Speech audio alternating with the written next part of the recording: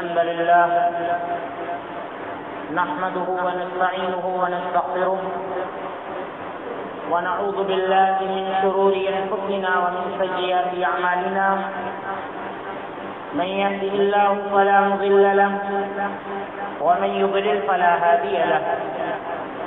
وأشهد أن لا إله إلا الله وحده لا شريك له وأشهد أن محمدا عبده ورسوله أما بعد فإن خير الحديث كتاب الله وخير الهدي هدي محمد صلى الله عليه وسلم وشر الأمور محدثاتها وكل محدثة بدعة وكل بدعة ضلالة وكل ضلالة في النار. أعوذ بالله من الشيطان الرجيم. بسم الله الرحمن الرحيم. يا أيها الذين آمنوا أطيعوا الله وأطيعوا الرسول وأولي الأمر منكم فإن تنازعتم في شيء فردوه إلى الله والرسول إن كنتم تؤمنون بالله واليوم الآخر ذلك خير وأحسن تأويلا.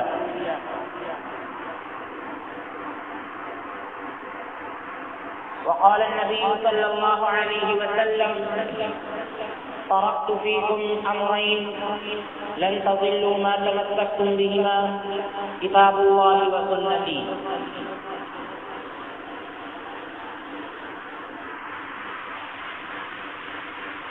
محترم اسلامی مدینی بھائیوں، اس سے پہلے کہ دو خطبات میں آپ کے سامنے مسلمانوں کے آپس میں مل جل کر رہنے کی دو بنیادوں کا ذکر کیا گیا تھا. سب سے پہلی بنیاد آپ کو بتائی گئی تھی کہ مسلمان آپس میں متحد اس وجہ سے ہو سکتے ہیں کہ ہمارا اللہ ایک ہے اور ہم سب ایک اللہ کو مانتے ہیں، ایک اللہ کے حق کو جانتے ہیں، ایک اللہ پر ایمان لاتے ہیں. اگر اس کے اندر خلل پیدا ہوتا ہے کہ ہم اللہ کو نہ پہچان پائیں اور اللہ رب العالمین کے حق کو نہ ادا کر پائے تو ظاہر سی بات ہے مسلمان آپس میں متحد نہیں ہو سکتے ہیں. ظاہری اتحاد تو نظر آ سکتا ہے لیکن جب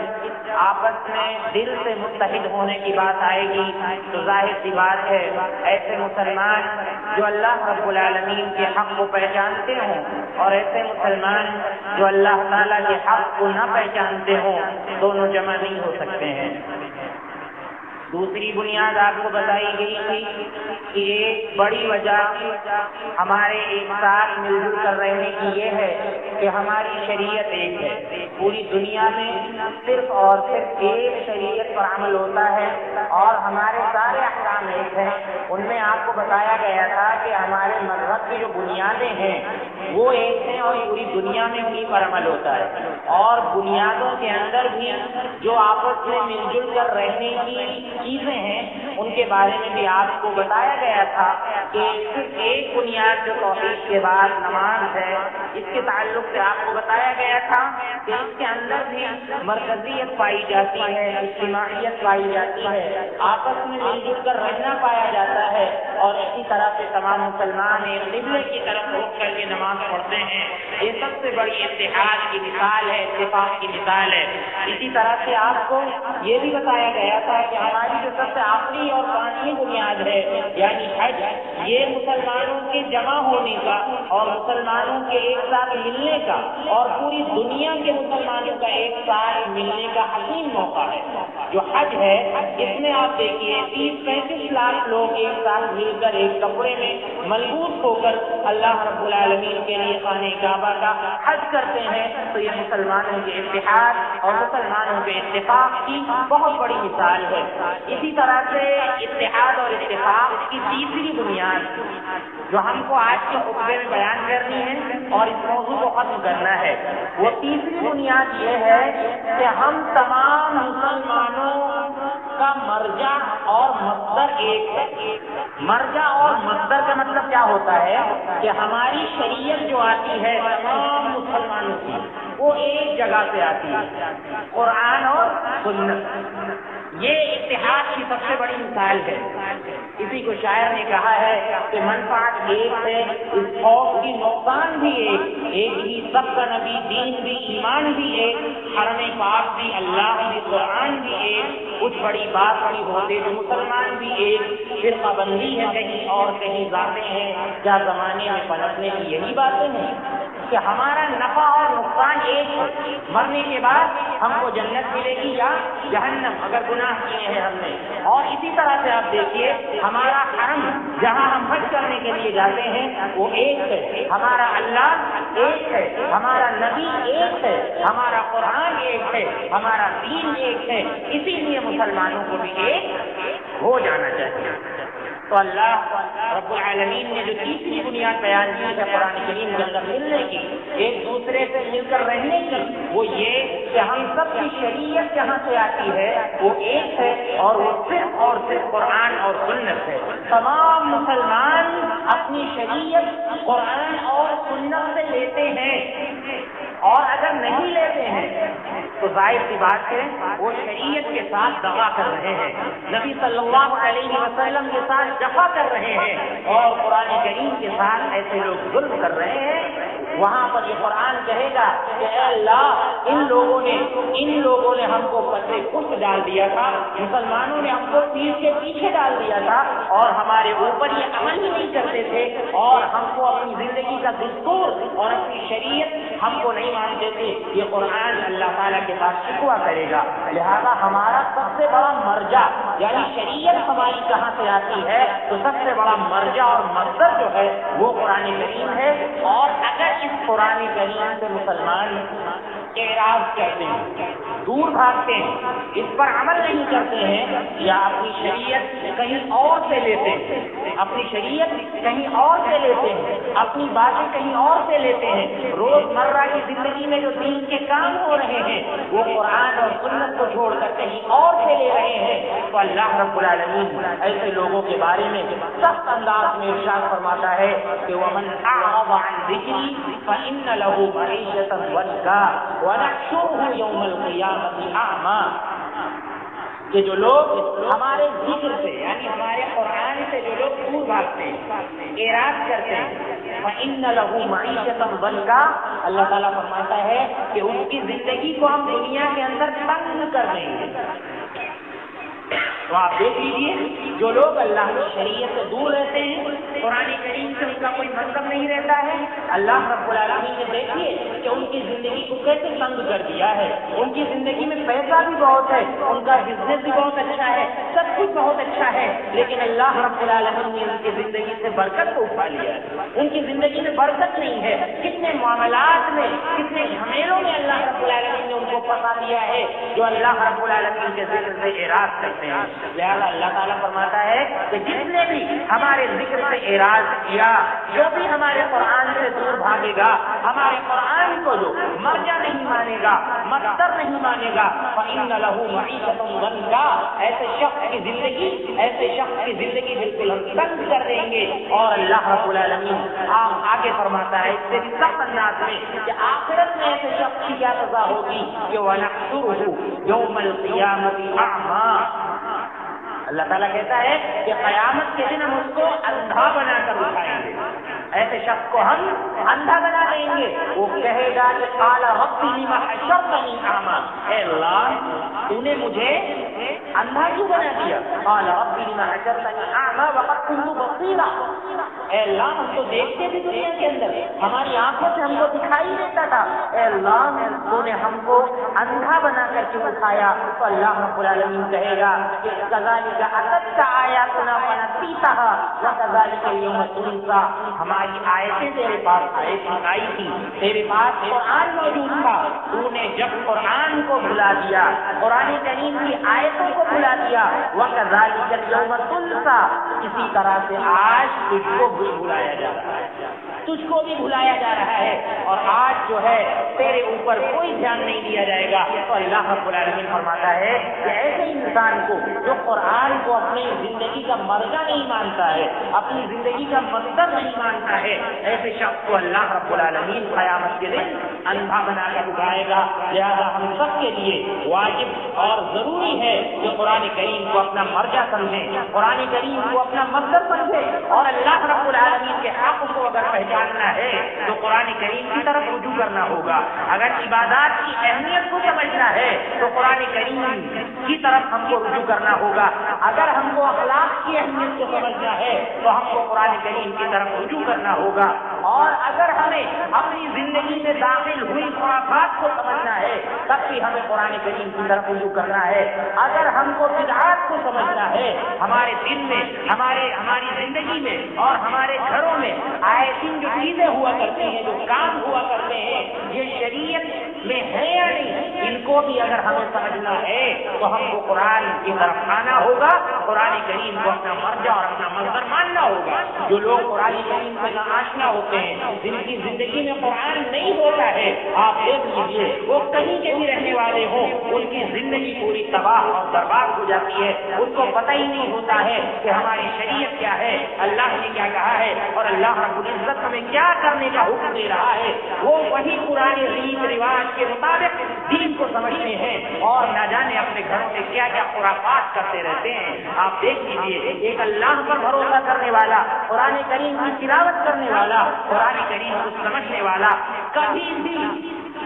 ناجائز کام اپنے بچوں کے ساتھ نہیں کرے گا۔ کہ بچہ جب پیدا ہوتا ہے تو ایسے لوگ جو قرآن سے شریعت نہیں لیتے ہیں، آپ دیکھیے وہ پیچھے پڑ جاتے ہیں تعویذ کے، وہ پیچھے پڑ جاتے ہیں کمر میں ڈنڈا باندھنے کے کہ بچے کی حفاظت تعویذ کرتا ہے، بچے کی حفاظت کمر میں پڑا ہوا ایک ڈنڈا کرتا ہے، یا بچے کی حفاظت یہ جو چاقو پڑا ہوتا ہے چھوٹا سا گلے میں یہ کرتا ہے، اور چھوٹے بچوں کے سرہانے ایک لوہے کی چیز رکھی جاتی ہے، یہ عقیدہ رکھا جاتا ہے کہ لوہا بچے کی حفاظت کرے گا۔ اب بتائیے یہ مسلمان کیسے متحد ہو سکتے ہیں؟ وہ مسلمان جو اللہ رب العالمین کے لیے جان دینے کے لیے تیار رہتے ہیں، وہ مسلمان جو اللہ کو ایک معبود سمجھتے ہیں، وہ مسلمان جو کہتے ہیں کہ ہمیں بیٹا بیٹی دینے والا اللہ رب العالمین ہے، اللہ رب العالمین کی عورت کو چاہتا ہے بانجھ بنا دیتا ہے، اور اللہ رب العالمین جس کو چاہتا ہے لڑکیاں ہی لڑکیاں عطا فرماتا ہے، اور جس کو چاہتا ہے بیٹے ہی بیٹے عطا فرماتا ہے۔ کچھ مسلمانوں کا یہ عقیدہ ہے اور کچھ مسلمانوں کا یہ عقیدہ ہو کہ ہمارے بچے کی حفاظت یہ تعویذ کرتا ہے، ہمارے بچے کی حفاظت یہ کمر کا گنڈا کرتا ہے، یا ہمارے بچے کی حفاظت یہ لوہے کی چیز کرتی ہے، تو دونوں مسلمانوں میں کیسے اتحاد ہو سکتا ہے؟ ایک شخص مرجع قرآن کو مان رہا ہے اور ایک شخص اپنا مرجع نہ جانے کن چیزوں کو مان رہا ہے اور دنیا کے خرافات کو مان رہا ہے۔ لہٰذا اگر ہم کو متحد ہونا ہے تو ہمارے جو عقائد ہیں، جو ہمارا عقیدہ ہے، اس کو ہم کو قرآن کریم سے لینا ہوگا، اور قرآن کریم سے جب ہم اپنا عقیدہ لیں گے تو آپس میں اتحاد پیدا ہوگا۔ اس کے علاوہ ہمارے گھروں میں اور بھی جو چیزیں ہوتی ہیں ان تمام چیزوں کی شریعت کے اندر کوئی بھی گنجائش نہیں ہے عقائد کے نام پر۔ لہٰذا جب ہم قرآن کریم کو مرجع اور مصدر مانیں گے تب ان چیزوں کا خاتمہ ہوگا۔ تو آپ دیکھیے اللہ رب العالمین فرماتا ہے کہ جو لوگ بھی قرآن کریم سے اعراض کریں گے اللہ رب العالمین ان کو قیامت کے دن اندھا بنا کر اٹھائے گا۔ لہٰذا اس سے بچنے کے لیے ہمیں قرآن کریم کی طرف آنا یہ بہت زیادہ ضروری ہے۔ آپ دیکھیے ہمیں آیت کریمہ پڑھی، اللہ رب العالمین فرماتا ہے کہ یا ایھا الذین آمنوا اطیعوا اللہ واطیعوا الرسول واولی الامر منکم، اے ایمان والو اللہ کا کہنا مانو، اس کے رسول کا کہنا مانو، واولی الامر منکم، اور تمہارے جو حاکم ہیں، تمہارے جو امام ہیں، جو تم کو اللہ اور اس کے رسول پر چلنے کا حکم دے رہے ہیں، اے مسلمانوں تم ان کا کہنا مانو۔ یہ تین باتیں اللہ نے بیان فرمائی ہیں کہ اللہ کا کہنا ماننا ہے، اس کے رسول کا کہنا ماننا ہے، اور حاکموں کا کہنا ماننا ہے، اماموں کا کہنا ماننا ہے، تب جب ان کی بات قرآن اور سنت کے مطابق ہو۔ ورنہ اگر حاکموں کی بات قرآن اور سنت کے مطابق نہیں ہے، یعنی قرآن اور سنت سے الگ ہے، تو اللہ کے نبی صلی اللہ علیہ وسلم فرماتے ہیں کہ لا طاعۃ لمخلوق فی معصیۃ الخالق، کہ جہاں پر اللہ کی نافرمانی ہو رہی ہو وہاں پر مخلوق کی اطاعت نہیں کی جاتی، وہاں پر ہماری اور آپ کی بات کی کوئی حیثیت نہیں، یہاں تک کہ دنیا کے بڑے سے بڑے انسان کی کوئی حیثیت نہیں اگر اس کی بات قرآن اور سنت کے خلاف ہے۔ تو یہ بات ہم سمجھ لیں، یا ایھا الذین آمنوا اطیعوا اللہ واطیعوا الرسول واولی الامر منکم، کہ اے ایمان والوں اللہ کی اطاعت کرو، اس کے رسول کی اطاعت کرو، واولی الامر منکم، اور تم میں جو امام ہیں، ائمہ ہیں، حاکم ہیں، ان کی اطاعت کرو۔ آگے اللہ رب العالمین نے جوڑنے کی بات بیان کی ہے کہ ہو سکتا ہے کہ یہ بات سمجھنے میں تم کو اختلاف ہو جائے، حاکموں کی بات سمجھنے میں اختلاف ہو جائے، آپس میں جڑ جاؤ یا کسی طرح کی کوئی ناچاکی ہو جائے۔ اللہ رب العالمین نے حکم دیا کہ اے مسلمانوں اور اے پوری دنیا کے مسلمانوں، فَإِن تَنَازَعْتُمْ فِي شَيْءٍ، اگر تم اختلاف کر بیٹھو، آپس میں جھگڑا ہو جائے، فی شیء، کسی بات میں، اللہ تعالیٰ کہتا ہے فَرُدُّوهُ إِلَى اللَّهِ وَالرَّسُولِ إِن كُنتُم تُؤْمِنُونَ بِاللَّهِ وَالْيَوْمِ الْآخِرِ، تو ہماری اور آپ کی بات کو چھوڑ دیا جائے، اس بات کو لوٹا دو اللہ کی طرف اور اس کے رسول کی طرف، صرف اللہ کا اور اس کے رسول کا کہنا مانو۔ اگر تمہارے آپس میں کوئی اختلاف ہو جاتا ہے، جھگڑا ہو جاتا ہے، تو صرف جو ہے اللہ کا کہنا مانو اور اس کے رسول کا کہنا مانو۔ إِن كُنتُم تُؤْمِنُونَ بِاللَّهِ وَالْيَوْمِ الْآخِرِ، اگر تم اللہ پر ایمان رکھتے ہو اور آخرت کے دن پر ایمان رکھتے ہو تو تم کو ایسا کر لینا چاہیے۔ ذَلِكَ خَيْرٌ وَأَحْسَنُ تَأْوِيلًا، یہ تمہارے لیے بہت بہتر ہے اور اس کا انجام بھی بہت بہتر ہوگا، لہذا یہ تم کو کر لینا چاہیے۔ تو یہاں پر بھی اللہ تعالیٰ نے آپ دیکھیے قرآن اور سنت پر تمام مسلمانوں کو جمع ہونے کی دعوت کی ہے کہ اے تمام مسلمانوں، پوری دنیا کے مسلمانوں، اگر تم آپس میں متحد ہونا چاہتے ہو، جڑنا چاہتے ہو، تو اگر تم میں آپس میں اختلاف ہو جائے، ہماری اور آپ کی بات میں اختلاف ہو جائے، نہ سمجھ میں آئے، فَرُدُّوهُ إِلَى اللَّهِ وَالرَّسُولِ، تو اس کو اللہ کی طرف اور اس کے رسول کی طرف لوٹا دو، اور جو اللہ اور اس کے رسول کی سیدھی بات ہے اسی پر عمل کرو۔ اللہ رب العالمین کہتا ہے کہ یہ تمہارے حق میں بہت زیادہ بہتر ہے اور یہ انجام کے اعتبار سے بھی بہتر ہے۔ ہم نے آپ کے سامنے ایک حدیث پڑھی، اس میں اللہ کے نبی صلی اللہ علیہ وسلم نے فرمایا کہ ترکت فیکم شیئین یا ترکت فیکم امرین، اے مسلمانوں میں تمہارے درمیان دو چیزیں چھوڑ کر جا رہا ہوں، تمہارے درمیان میں دو چیزیں چھوڑ کر جا رہا ہوں، جب تک تم ان کو مضبوطی سے تھامے رہو گے، مضبوطی سے پکڑے رہو گے، ان پر عمل کرتے رہو گے، لن تضلوا ما تمسکتم بہما، جب تک تم ان کو مضبوطی سے پکڑے رہو گے تم ہرگز گمراہ نہیں ہوگا، تم راستے سے بھٹک نہیں سکتے ہو۔ پتہ یہ چلا کہ جب مسلمان مختلف ہو رہے ہوں، الگ الگ ٹولیوں میں بٹ رہے ہوں، الگ الگ فرقے اور الگ الگ جماعتیں بن رہی ہوں اور لوگ اپنے اپنے امام کو لے کر الگ ہو رہے ہوں، تو وہاں پر یہ قرآن اور یہ سنت ہم کو روشنی فراہم کرتی ہے، ہم کو روشنی دیتی ہے کہ قرآن اور سنت کی طرف پلٹ آؤ۔ جو وقت کے امام ہیں، ائمہ ہیں، جو بزرگان دین ہیں، لہذا ان کا بھی یہی فریضہ ہے کہ وہ بھی لوگوں کو قرآن اور سنت کی طرف لانے کی کوشش کریں۔ قرآن اور سنت کی طرف جب لائیں گے تبھی جو ہے آپس میں اتحاد پیدا ہوگا، لہذا جو بھی ہماری محنت ہو وہ قرآن اور سنت کی روشنی میں ہو، جو بھی مسائل نکالے جائیں، ہمارے ائمہ جو بھی مسائل نکالتے ہیں وہ سب کے سب قرآن اور سنت کی روشنی میں نکالتے ہیں، لہذا قرآن اور سنت کی طرف اگر لوگ آ جائیں تو ہم 100% کی تو گارنٹی نہیں دیتے، لیکن بہت سے اختلافات ہمارے درمیان سے ختم ہو جائیں گے اور کم از کم لوگوں کو برا نہیں لگے گا۔ اگر جو غلط کر رہا ہے، غلط روش پر ہے، وہ بھی اگر قرآن اور سنت سے اپنی بات لینے کی کوشش کر رہا ہے تو کم از کم یہ رہے گا کہ یہ بھلے ہی ابھی راہ ہدایت پر نہیں آیا ہے لیکن اپنی بات کو قرآن اور سنت سے لینے کی کوشش کر رہا ہے، قرآن اور سنت کو سمجھ رہا ہے۔ اب یہاں پر یہ ہرگز نہ سمجھا جائے کہ ہر شخص، ہم نے ہر شخص وہ ڈائریکٹ جو نہیں سمجھ پا رہا ہے قرآن یا جو حدیث کی زبان نہیں سمجھتا ہے وہ قرآن سے مسئلے مسائل نکالنے لگے اور پھر وہ مسئلے مسائل بیان کرنے لگے، لہذا ہمارے کہنے کو یہ ہرگز مطلب نہیں ہے۔ ہم کہتے ہیں کہ عوام کو ہوشیار ہونا چاہیے، بس عوام کو صحیح انداز میں سوال کرنا آنا چاہیے، سوال کرنا آنا چاہیے کہ ہم جس سے بھی اپنا دین لے رہے ہیں، ظاہر سی بات ہے جو قرآن و سنت کو سمجھتا والا ہوگا اور صحیح انداز میں سمجھتا ہوگا اسی سے ہم اپنا دین لیں گے. لہذا جس سے ہم اپنا دین لے رہے ہیں سب سے پہلے ہم اس کو جانچ لیں اور اس کو پرکھ لیں. جیسا کہ ایک تابعی نے کہا کہ یہ دین جو ہے یہ امانت ہے. یہ جو دین تم لے رہے ہو یہ کوئی ایسی ویسی چیز نہیں ہے معمولی, یہ بہت بڑی امانت ہے. انظروا عمن تأخذون دینکم, لہذا خوب دیکھ لیا کرو کہ تم اپنا دین کس سے لے رہے ہو. لہذا جس سے بھی ہم اپنا دین لے رہے ہیں, جس سے بھی ہم اپنے مسائل پوچھ رہے ہیں, اس سے ہم دلیل مانگیں اور اس سے کہیں کہ ہم کو جو بھی بات آپ بتائیں قرآن اور سنت کی روشنی میں بتائیں. اگر عوام ہماری سمجھ جائے اور یہ عوام سوجھ بوجھ سے کام لینے لگے, ہم کہتے ہیں کہ بہت سے اختلافات ہمارے ختم ہو جائیں گے اور صحیح بات ہمارے معاشرے میں آئیں گی. آپ دیکھ لیں کہ جو بھی کام ہمارے گھروں میں ہو رہے ہیں عقائد کے تعلق سے اور کسی کے انتقال کے بعد جو کام ہمارے گھروں میں ہوتے ہیں, آپ ان کے تعلق سے پوچھیے جا کر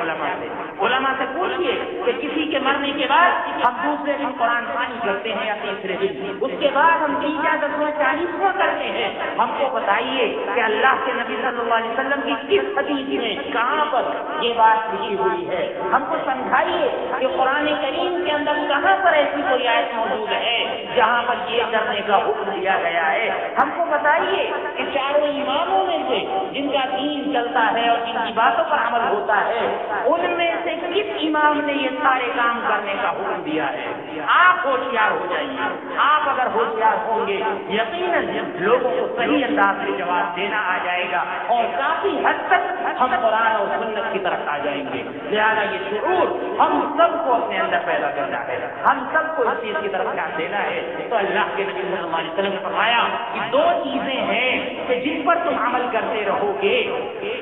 تم کبھی گمراہ نہیں ہوگے. تو پتہ یہ چلا کہ ہمارے جو مراجع ہیں وہ صرف 2 ہیں, اصل صرف 2, قرآن اور سنت. انہی کے ذریعے دین محفوظ ہوا ہے اور انہی کے ذریعے دین ہم تک پہنچا ہے. یہ سب سے ٹھوس مصادر ہیں. باقی آپ دیکھیے ان کے علاوہ دنیا کے اندر بہت سی کتابیں موجود ہیں, بہت سی کتابیں مسجدوں میں پڑھی جاتی ہیں, ان کا درس ہوتا ہے. تو ان کے اندر غلطی کا امکان ہے, ہو سکتا ہے کہ اس میں لکھنے والوں نے کچھ غلط لکھ دیا ہو, لیکن وہاں پر بھی اگر آپ قرآن اور سنت کی طرف جائیں گے کہ لکھنے والے نے یہ بات کہاں سے لکھی ہے اور کہاں سے لی ہے, تو انشاءاللہ صحیح باتیں آپ سمجھ جائیں گے. وہاں پر اختلاف ہوتا ہے کہ جب یہ لکھی ہوئی جو کتابیں ہیں ان کی بہت بڑی حیثیت ہے دین میں, انہی کے ذریعے دین ہم تک پہنچ رہا ہے اور دین آسانی کے ساتھ پہنچ رہا ہے, ہم سمجھ رہے ہیں. ان کتابوں کی بڑی حیثیت ہے, لیکن آپ سمجھ لیجیے کہ انسان کی لکھی ہوئی جو بھی کتابیں ہیں وہ انسان کی لکھی ہوئی ہے. لہذا ہم سے اور آپ سے غلطی ہو سکتی ہے, نظریات کا فرق ہو سکتا ہے, لیکن قرآن اور سنت یہ محفوظ ہیں, ان میں کسی طرح کی کوئی غلطی نہیں ہو سکتی. اور اسی طرح سے آپ دیکھیے وہاں پر غلط بات وہاں پر پیدا ہوتی ہے اور اختلافات وہاں پر پیدا ہوتے ہیں جب ہم ہر عربی کی لکھی ہوئی کتاب یا ہر دین کے موضوع پر لکھی ہوئی کتاب کو ہم قرآن اور سنت کی حیثیت دے دیتے ہیں کہ فلاں کی لکھی ہوئی کتاب ہے, اس میں غلطی نہیں ہو سکتی, اس میں غلط بات لکھی نہیں جا سکتی. تو یہ بات ہم ذہن سے نکال لیں. لہٰذا ہمارا مرجع جو ہے, رجوع کرنے کی جو جگہ ہے وہ صرف اور صرف قرآن اور سنت ہے. پوری دنیا میں ہمیں یہی پیغام عام کرنا ہے اور اللہ کے نبی صلی اللہ علیہ وسلم کی زبان مبارک میں یہ الفاظ صادر ہوئے ہیں کہ اگر ان دونوں کتابوں پر عمل ہوتا رہا مضبوطی کے ساتھ تو قیامت تک تم لوگ گمراہ نہیں ہوگے اور راہ راست سے نہیں ہٹو گے. آپ دیکھیے ارباز بن ساریہ رضی اللہ عنہ کہتے ہیں کہ صلی بنا رسول اللہ صلی اللہ علیہ وسلم ذات یوم, ایک دن اللہ کے نبی صلی اللہ علیہ وسلم نے ہم کو نماز پڑھائی, اس کے بعد فوعظنا موعظۃ بلیغہ ذرفت منها العیون ووجلت منها القلوب. نبی صلی اللہ علیہ وسلم نے نماز کے بعد ہمیں خطاب کیا, ہم کو نصیحت کی اور ایسی نصیحت کی کہ ذرفت منها العیون, ہماری آنکھیں بہنے لگی, آنسو جاری ہو گئے اور دل بالکل نرم پڑ گیا اور ایسا لگ رہا تھا کہ نبی صلی اللہ علیہ وسلم اس دنیا سے جانے والے, کوئی الوداع کہنے والا یہ نصیحت کر رہا ہے, ایسا ہم کو لگ رہا تھا. تو صحابہ اکرام نے کہا کہ فماذا تعهد علینا یا رسول اللہ, اے نبی صلی اللہ علیہ وسلم اس موقع پر آپ ہم کو کیا نصیحت کریں گے، کیا وصیت کریں گے اے نبی صلی اللہ علیہ وسلم؟ تو سب سے پہلے اللہ کے نبی صلی اللہ علیہ وسلم نے کہا اوصیکم ونفسی بتقوی اللہ، سب سے پہلے میں اپنے آپ کو، آپ دیکھیے دنیا کے اندر سب سے زیادہ اللہ سے ڈرنے والا انسان، جس کے اندر اللہ کا سب سے زیادہ تقویٰ تھا، جو کبھی بھی اللہ رب العالمین کی عبادت سے غافل نہیں ہوتے تھے، جو اگر بیت الخلا جاتے تھے تو نکلنے کے بعد کہتے تھے وہ قرآن تھا کہ اللہ تو ہم کو معاف فرما دے، اتنی دیر میں تیرا ذکر نہیں کر سکا، اتنی دیر میں تجھے نہیں یاد کر سکا جتنی دیر میں بیت الخلا میں تھا، قضاء حاجت میں تھا، اے اللہ کہ ہم کو معاف فرما دے۔ آپ نے یہ دعا سکھلائی ہے۔ نبی صلی اللہ علیہ وسلم کا معاملہ یہ کہ آپ صلی اللہ علیہ وسلم نصیحت کر رہے ہیں تو کہہ رہے ہیں کہ سب سے پہلے میں اپنے آپ کو اللہ سے ڈرنے کی وصیت کرتا ہوں کہ اللہ تعالیٰ میرے اندر اتنی طاقت اور اتنی قوت، اتنی صلاحیت اور اتنی توفیق دے اللہ تعالیٰ کہ اللہ ہم تجھ سے ڈر سکیں۔ اللہ کے نبی صلی اللہ علیہ وسلم نے سب سے پہلے کہا کہ میں اپنے آپ کو اللہ سے ڈرنے کی اور تم سب کو اللہ سے ڈرنے کی وصیت کرتا ہوں۔ اوصیکم ونفسی بتقوی اللہ والسمع والطاعۃ، اور جو بڑے لوگ ہیں، جو حاکم ہیں، جو قرآن اور سنت کا تم کو حکم دیتے ہیں، تم ان کی باتوں کو مانتے رہنا، چاہے وہ حاکم ایک معمولی انسان ہو، گھٹیا سے گھٹیا انسان ہو، غلام ہو، کوئی بھی ہو، اگر تمہارا حاکم بنا دیا جائے، قرآن اور سنت کی طرف تم کو چلنے کا حکم دیتا ہے، لہذا اس کی بات کو تم مانتے رہنا۔ آگے اللہ کے نبی نے فرمایا کہ من یعش منکم بعدی فسیری اختلافا کثیرا، کہ تم میں سے جو شخص میرے بعد اس دنیا کے اندر رہے گا بہت سے اختلافات دیکھے گا، بہت سے اختلافات ہوں گے، الگ الگ رائے ہوں گی، الگ الگ باتیں ہوں گی، لہذا فعلیکم بسنتی وسنت الخلفاء الراشدین، تم ایسے موقع پر میری سنت کو مضبوطی سے پکڑ لینا، اور خلفاء راشدین یعنی میرے بعد کے 4 خلفاء ہوئے ہیں خلفاء راشدین، حضرت ابو بکر، حضرت عمر، حضرت عثمان، حضرت علی، ان کی بات کو مضبوطی سے تھام لینا۔ اللہ کے نبی صلی اللہ علیہ وسلم نے فرمایا، سختی کے ساتھ فرمایا کہ عضوا علیہا بالنواجذ، میری سنت کو دانتوں سے دبا لینا، یعنی چھوڑنا ہی نہیں، کتنی بھی کوئی بات کہے لیکن سنت کے مطابق اگر تمہاری بات ہے، چاہے جتنا بڑا انسان ہو سامنے کہنے والا، لیکن آپ سنت پر ہیں تو آپ کو اپنی بات اپنے دانتوں سے نہیں چھوڑنا ہے، اس کو مضبوطی سے پکڑ لینا ہے۔ اور یہ اعتصام کا یہی مطلب ہوتا ہے، اعتصام کا حکم دیا اللہ نے، واعتصموا بحبل اللہ جميعا، کہ تم سب مل کر اللہ کی رسی کو مضبوطی سے پکڑ لو۔ مضبوطی سے پکڑنے کا یہی مطلب ہوتا ہے تو کچھ بھی ہو جائے اللہ کی رسی کو اور اللہ کے رسول کی رسی کو کبھی بھی نہ چھوڑا جائے۔ تو یہ آپس میں متحد ہونے کی تیسری اور آخری بنیاد تھی۔ لہذا اگر ہمیں آپس میں ملنا ہے، متحد ہونا ہے، تو ان 3 بنیادوں پر اور بالخصوص جو آج بنیاد بیان کی گئی ہے ان پر عمل کرنا بہت زیادہ ضروری ہے۔ اور آپ دیکھیے خلافت عثمانیہ کے بعد دنیا سے اسلامی خلافت چلی گئی، دنیا سے اسلامی خلافت چلی گئی، ہمارا کوئی مسلمانوں کا حاکم نہیں ہے، لہذا آج بھی ہمارے اندر طاقت ہے کہ مسلمانوں کا کوئی حاکم بن جائے، ہمارا کوئی امیر بن جائے، لیکن ہم کہیں گے کہ اس امیر کے اندر انہی بنیادوں پر عمل ہو جو بنیادیں ہم نے آج ذکر کی ہیں، انہی بنیادوں پر عمل کر کے حضرت ابو بکر پوری دنیا کے مسلمانوں کے امیر بنے، حضرت عمر بنے، حضرت عثمان بنے، حضرت علی بنے، حضرت معاویہ بنے، اور ان کے بعد کے خلفاء انہی بنیادوں پر عمل کر کے خلیفہ اور امیر بنے ہیں۔ آج ہمارے اندر بھی طاقت ہے، لیکن کوئی آئے اس کے اندر یہ ساری باتیں ہوں اور پھر وہ مسلمانوں کو متحد کرنے کی کوشش کرے اور ہماری بات زور سنبھالے۔ لہذا ان تمام باتوں پر عمل کرنا اتحاد کی خاطر بہت زیادہ ضروری ہے۔ عقائد بھی ہمیں قرآن سے لینا ہوگا، ہماری جو عبادتیں ہیں ان کو بھی قرآن اور سنت سے لینا ہوگا، ہمارے گھروں میں جو کام ہو رہے ہیں ان کو بھی قرآن اور سنت سے لینا ہوگا۔ دعا ہے کہ اللہ رب العالمین ہمیں ان باتوں کو سمجھنے کی اور ان پر عمل کرنے کی توفیق عطا فرمائے۔ اللہ رب العالمین ہمیں اپنے تمام مسائل قرآن اور سنت سے اخذ کرنے کی توفیق عطا فرمائے۔ اے اللہ کو ہمیں اس بات کی توفیق دے کہ ہم